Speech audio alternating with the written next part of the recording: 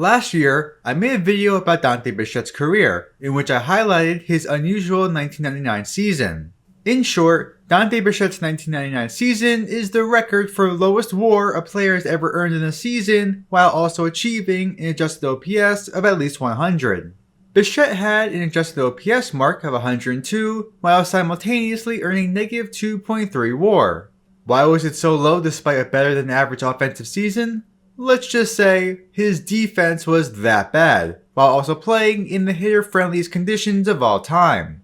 That raises an interesting question though. An adjusted OPS of 100 is average, so anything below that is obviously below average. Which player earned the most amount of WAR in a single season while also achieving an adjusted OPS mark under 100? The answer to that is easy to find and frankly is not that notable. It occurred in 1989 by St. Louis Cardinals shortstop Ozzie Smith. That season, he slashed .273 with a .335 on base and .361 slugging for .696 OPS and 97 adjusted OPS. He had 162 hits, which includes 40 extra base hits, drove in 50 runs, scored 82 runs, and stole 29 bases. Along with those stats, Smith earned an astounding 7.3 WAR. If you don't know who Ozzie Smith is, then to put it simply, he's the greatest defensive player in the history of Major League Baseball. Being an elite defensive player at a premium position like shortstop will greatly increase WAR. Smith was also only a slightly below average offensive player, so it didn't negatively affect his WAR significantly. Couple that with his massive 4.8 defensive WAR, and you get a player who might have had a sub 100 adjusted OPS, but a fantastic season nevertheless. By the way, not only was that 4.8 D WAR the 5th most of all time in a single season, there was only one such player in Major League Baseball this past season to achieve at least 3 D WAR, and that was Gabriel Moreno of the Arizona Diamondbacks. This video was originally going to be about Ozzie Smith's 1989 season, but there was something else I found that instead grabbed my interest more. You see, when looking at the seasons with the most WAR achieved coupled with a below average adjusted OPS, most have marks only a hair below 100. The top 3 seasons all time for most WAR and a sub 100 adjusted OPS all had such seasons with a mark of 99, 98, and 97. What does that mean exactly? It means that the player's overall hitting wasn't noticeably terrible. Sure, it was below average compared to the league, but there's just such a small difference between a 97 adjusted OPS and a 100 mark. However, while the top 3 seasons all had marks just under 100, the 4th best season had an adjusted OPS mark of 86, achieved by center fielder Darin Erstad in 2002. And then the next 11 all had marks in the 90s. That's interesting. Erstad was much more worse offensively, but still put up more WAR. In 2002, as a member of the Anaheim Angels, Erstad had 663 plate appearances across 150 games. He slashed .283 with a .313 on base and .389 slugging for .702 OPS and 86 adjusted OPS. He had 177 hits, hit 10 home runs, stole 23 bases, scored 99 runs, and drove in 73 RBIs. What was his WAR, you're wondering? He earned an impressive 6.3 WAR. Earning that much WAR while also having an adjusted OPS that low basically never happens and is an anomaly. To see just how much of an anomaly Darin Erstad's 2002 season was, let's compare it to other seasons all time. First off, for reference, there were only 7 position players in 2023 to achieve at least 6.3 WAR. Of those 7, the lowest adjusted OPS was 122, achieved by Texas Rangers second baseman Marcus Semien. For comparison, Los Angeles Dodgers first baseman Freddie Freeman had an adjusted OPS mark of 161. Nearly double that of Erstad's, and yet only achieved 0.3 more WAR, and that's in spite of the fact that Freeman had over 60 more plate appearances. Legitimately twice as good offensively, and yet only slightly higher WAR.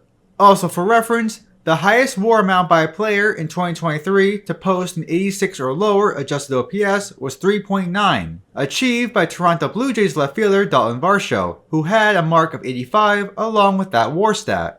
Including Erstad, there were 42 players that have as many or more plate appearances as him in 2002. Of those 42, Erstad ranks 39th in adjusted OPS and yet ranks 8th in WAR. one of the worst hitters in baseball, and yet somehow one of the best players. Comparing Erstad to another center fielder from 2002, Andrew Jones of the Atlanta Braves had nearly an identical amount of plate appearances, had an OPS nearly 200 points higher, hit 3.5 times more home runs, and had an adjusted OPS mark nearly 50% higher. Despite that, Jones earned a measly 0.2 more WAR. That was just 2002. What about all time? Among all players in the history of Major League Baseball to achieve an adjusted OPS at or lower than 86, Erstad's WAR is obviously the highest mark. The next highest WAR was achieved by shortstop Luis Aparicio of the 1960 Chicago White Sox. He earned 5.6 WAR with an 81 mark. However, when looking at this list, Erstad has fewer plate appearances than most players near the top of the leaderboard. Since WAR is an accumulative stat, he was able to earn more in less playing time.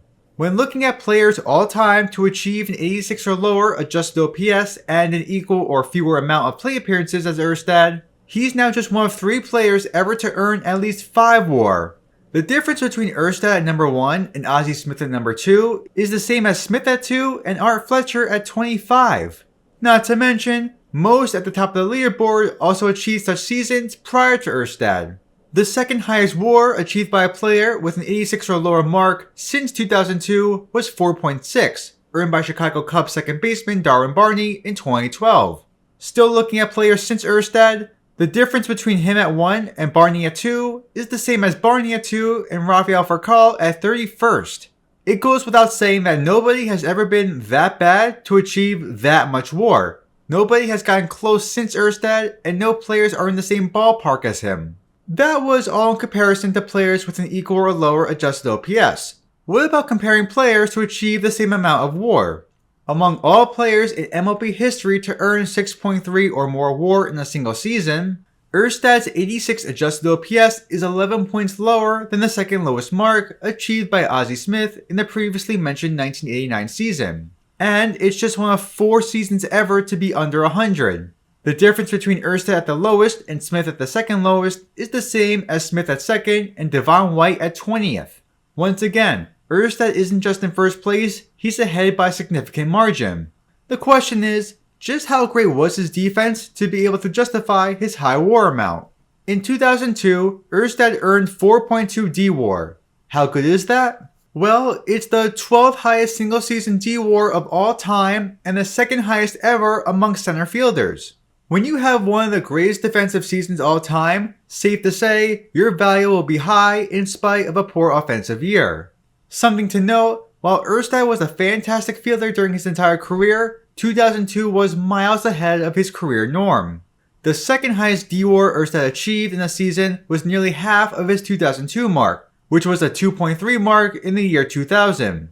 In fact, in the years leading up to 2002, Erstad had D-WAR marks of 2.2, 2.3, 1.7, and 4.2 in 2002, then he never reached 1 D-WAR ever again. It's as if he used all of his defensive skill in 2002 and teetered out following that season. Maybe it was for the best, as Erstad's season was a key part in the Angels winning the World Series that year. He even caught the final out in Game 7, stealing the title for Anaheim, to date their only World Series title in franchise history. In 2002, Anaheim Angels center fielder Darin Erstad had one of the most unique seasons a player has ever had. He was a poor hitter, one of the worst in the league, and yet was phenomenal. There has never been someone before or since Erstad to be that terrible at hitting to also be that valuable overall.